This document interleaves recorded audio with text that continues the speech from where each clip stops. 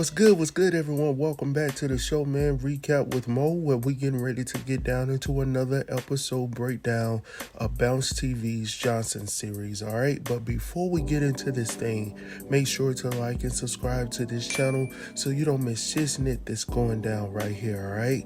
So, of course, for tonight, we're going to get into Season 1, Episode number 2, titled Opposites Attract. All right, so the synopsis for this episode states that Lisa forces Jarvis to have a dinner date with their friends Kevin and Karen.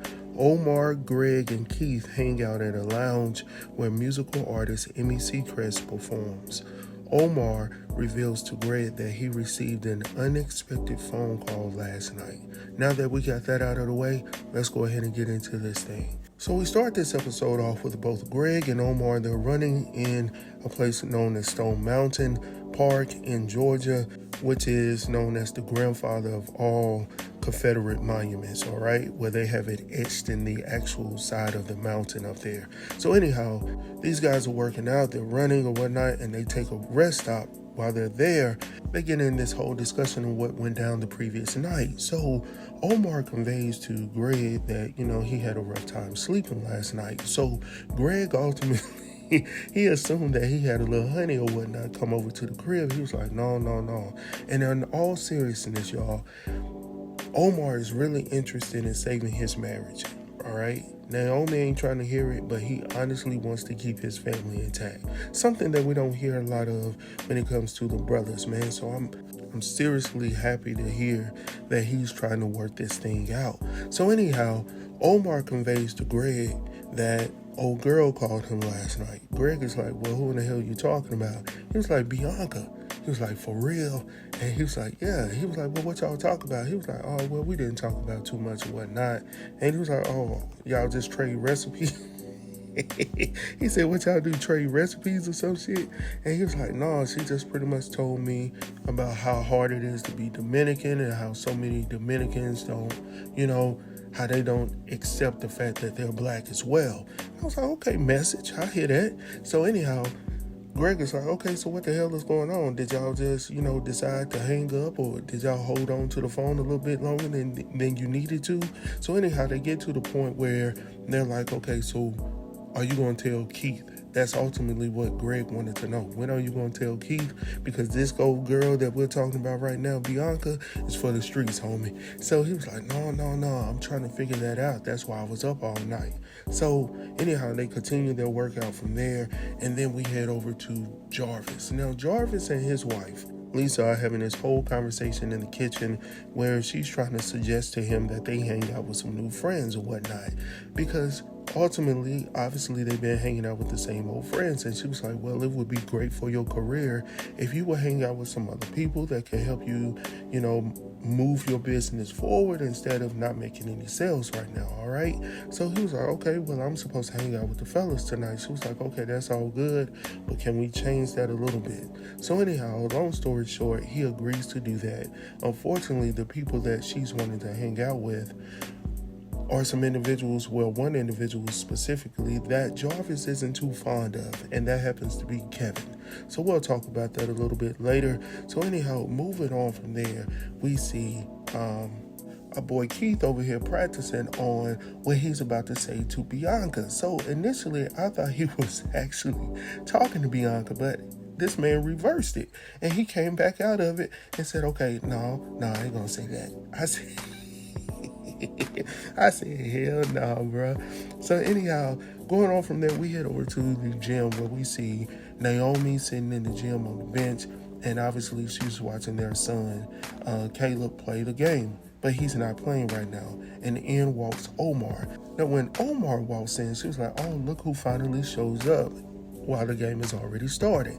He was like, well, I sent you a text or whatnot, and you didn't respond back. She was like, oh, well, I didn't get that text. He was like, well, listen, fellas.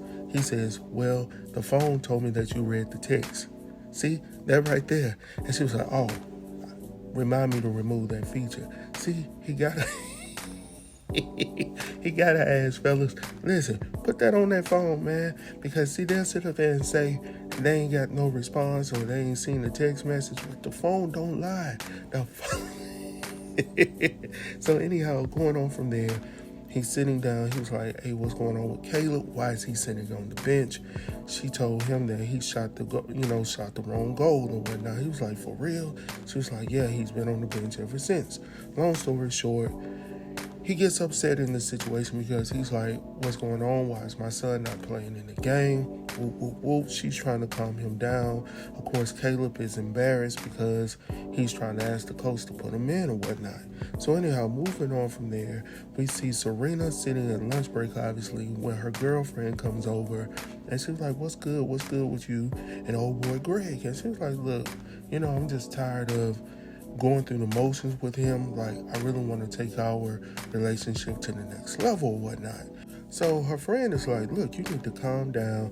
You need to refocus on what your goals are and let him know what your standards are, because if you don't stand for something, then he's going to continuously do the same thing that he's been doing." So she was like, "Look, I love him, but I want him to step up to the plate and make this thing more official," because right now she's watching all her friends get married, have babies, and her girl even says, "Oh, that's that biological clock talking right now." She was like, "No, in all seriousness, that's really what I'm looking for right now." So hopefully Greg can, make his mind up or whatnot. So anyhow, we head back over to the game. The score right now is 59-19. Damn! Put your glasses back on. So, of course, Omar ain't having it right now. He's like, "Look, coach, go ahead and put my son in. I didn't come all the way down here to see my son sitting on the bench. We already down by 40, so it can't be that damn bad, right?" So while Omar's going off, old boy in the back, who's sitting on the bench as well, it's like, "Hey, you need to calm down. Your son ain't the only one in the game." Whoop, whoop, whoop. Omar's like, "Look, I'm definitely not sitting down nor short and shutting up right now because of what you're saying to me right now." So anyhow, he was like, "Oh, if you go ahead and give your..." He said, "If you go ahead and take that tight ass shirt off that belongs to your son, maybe the oxygen can get to your brain or whatnot." So Omar's like, "Okay, that's what you're talking about right now." So anyhow, long story short, they get into an altercation. Nobody lays hands on nobody. They just get in a little bit of a spat. All right. So of course, Caleb's embarrassed. Naomi, of course, is like, "Look, here we go with this shit again." And they escort Omar out of the game. All right. So that's pretty embarrassing for him as the father. Caleb definitely going through this divorce that he's going through. All right. So anyhow, we head out to the club. So, well, not the club. We're going to the lounge where we see Greg and Omar, and they're just talking about what went down at the basketball game today. He was like, "Look, man, they didn't even allow me to see my son or whatnot. I wanted to tell him good game." Whoop, whoop, whoop. Greg is like, "Well, did you put hands on him?" He was like, "No, I never got to that." He was like, "Look, you need to be a little more careful, definitely with this divorce that you got going on, and you need to rise above this shit right now, because you're in a dangerous situation right now of losing the probability of being able to, spend time with your son like you really want to." All right. So going on from there, we head over to Jarvis and his wife's house where we see Kevin and Karen show up. All right. So of course, Jarvis ain't feeling this shit, and you can tell by his body language when he comes to the door. Lisa's like, "Oh, come on in, guys," and it's like, "Oh yeah." So anyhow, this is why I ain't even gonna say it. Anyhow, Lisa and her friends, they come in, and while they're in the kitchen, they mentioned that they ran into her ex from college. So they were like, "Yeah, we invited him to come over."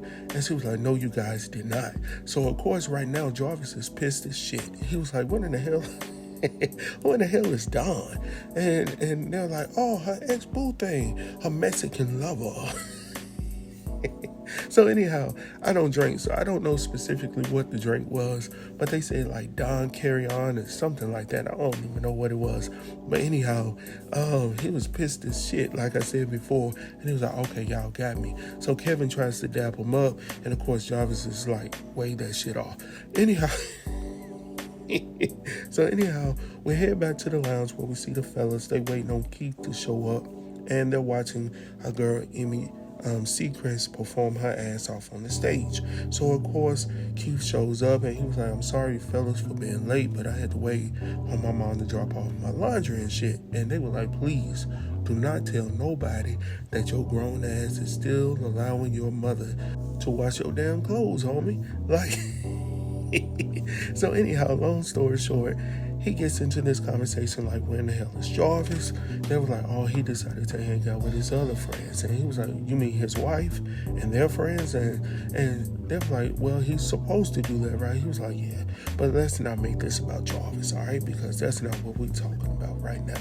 So anyhow, if you haven't seen it yet from the previous episode recap, both Jarvis and Greg, they're having this little tug of war right now, so they're not seeing each other eye to eye. So anyhow, going on from there, we head back over to Jarvis's house where now they're playing charades, and this is when the shit started to hit the fan because Jarvis and Lisa, they going in, and Jarvis guessed the movie title that she was talking about, which happened to be Love and Basketball. Now, fellas and ladies, when they said Love and Basketball, Kevin and Karen like, oh, never seen that movie. Never seen that movie. Is that a black movie? And they was like, yeah, but it's real good. Jarvis showed it to me, but Jarvis is like, well, yeah, it's good, but it's not just a black movie. See, ladies and gentlemen, listen. We gotta just call a thing for what it is. Like, that's really why sometimes we don't hang out, because if y'all don't want to see our movies and y'all want us to see your movies only, how we gonna jail a little bit? So, yeah, Love and Basketball is a damn good movie. Go ahead and watch that movie, ladies and gentlemen. Shit, I might do a recap on that. I ain't seen that shit in about 20 years. So, yeah, I might.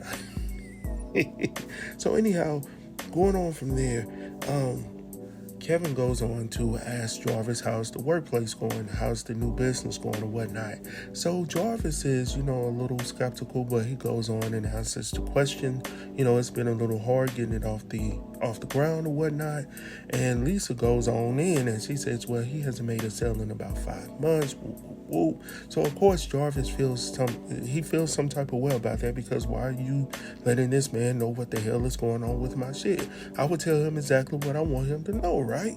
So she was like, look, I'm just trying to let him know or whatnot. So Kevin is like, look, business is going well with my father's business or whatnot, and maybe we may be able to help you with that or whatnot. So anyhow, we head back to the lounge where the fellas are leaving, and they're trying to decide on where their next destination is, right? So the strip club is brought to the top of the table, which everybody knows that the strip clubs have the best damn wings, all right? So I haven't been in a long time. Let me just go ahead and say that I haven't been in a long damn time, but I'm just trying to tell you what I know.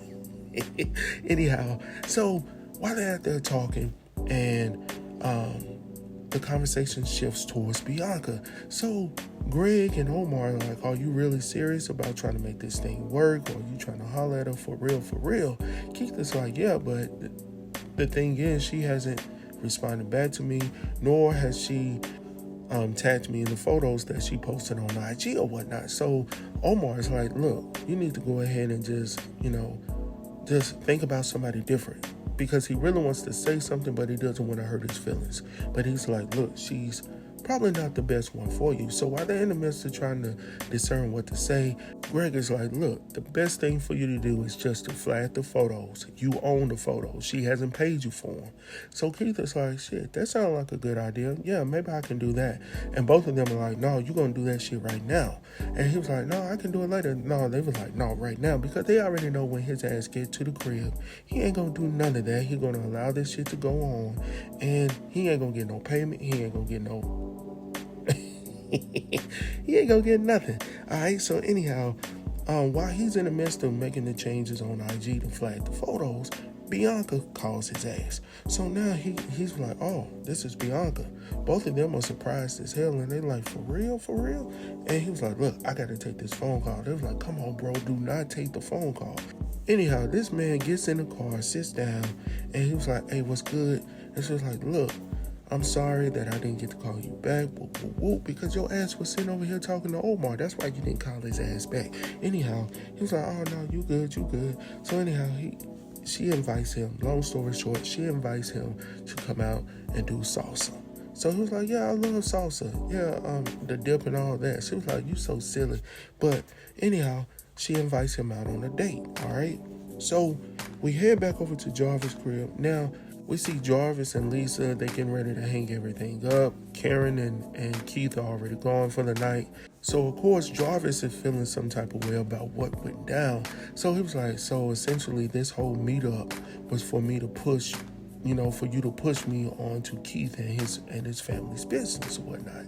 She was like, oh no, well, yeah, I just honestly believe that you need to broaden your horizons and whatnot. And he was like, yeah, but you need to allow me to do that. And she was like, look, as your wife, it is my job to, push you to that next level, which I do agree with. But Jarvis obviously doesn't feel well about Kevin and, of course, being pushed upon Kevin's family business, all right? So we'll get into that a little bit later. So going on from there, we see Omar and Greg over at the strip joint, and they getting ready to get down into these wings and things, all right? So they over at the food bar, and this little missus come up, and she comes over, and she was like, can I help you guys with something? And he was like, yeah, what's some... hey, y'all got some more of that jerk lemon pepper chicken coming out of here? And she was like, really, for real? That's what y'all came here? You got all of this right here, and all you concerned about is some wings? And I was like, yeah, when ain't nobody interested. You got two fellas that ain't came over here to look for nothing but this food right here. So old girl walks off pissed off because she was like, shit, y'all got all of this right here and y'all not focused on nothing. She was like, anyhow, moving on from there, we see Greg headed back to the crib. Well, not his crib, Serena's crib, because as we already know, he ain't made no commitment and shit. So anyhow, he gets to the door, he starts to pull out his keys. Obviously, he don't have the key to the house. So I was like, damn, did she change the lock? No, she done took the key off the key ring on this.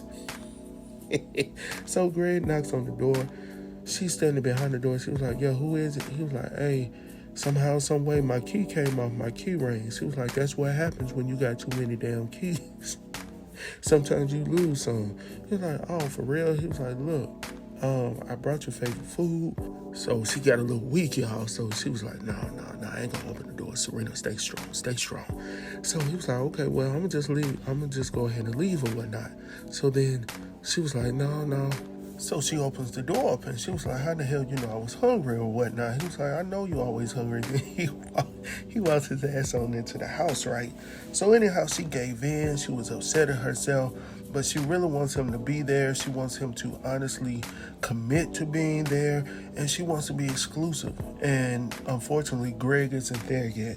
So anyhow, we head back over to the parking lot where we see Omar is now sitting in the car looking at social media, and he sees this video populate on his phone, and it just so happens to be a video of him going off on old boy at the basketball game. And he was like, hell no, like this is absolutely what he did not need to happen. So alright, so that's pretty much the end of episode number 2.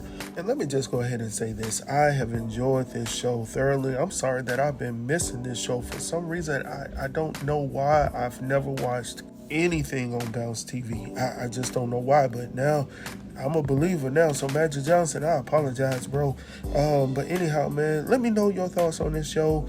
And I'm going to go ahead and get ready to drop episode number 3 as well. Because as we all know, tomorrow is Tuesday. So I'm going to go ahead and drop some of those trailers and things that we're going to get to for the remainder of the week. So with that being said, man, I'll see y'all soon. Peace.